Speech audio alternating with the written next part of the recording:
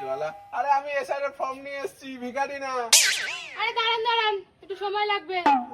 শালা লোকের ঘরে ঘরে যাওয়াও কি ঝামেলা। ও দাদা, এখানে কি হইতাছে? এসআইয়ের ফর্ম নিয়ে এসেছি। আপনার 2002 এর নাম আছে ভোটার লিস্টে? 2002? আইসি 2 বছর হইছে এখানে।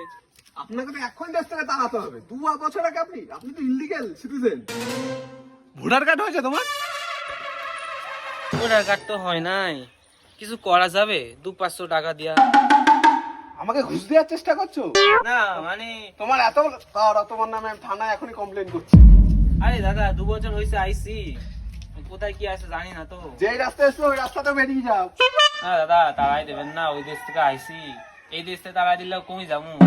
সে আমি জানি না। কি হয়েছে দাদা, কি হয়েছে? এত ঝামেলা কিসের? আরে দেখুন, সব বাংলাদেশি গুলো কোথা থেকে উড়ে এসে জুড়ে বসেছে। আপনি বলুন, আপনার ভোটার কার্ডটা হয়েছে?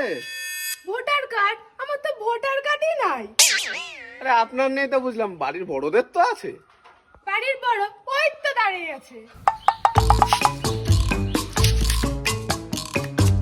কি জ্বালায় বেজে, শালা সব বাংলাদেশি ভর্তি এখানে, আমি ফর্ম ফিল আপ করতে পারবো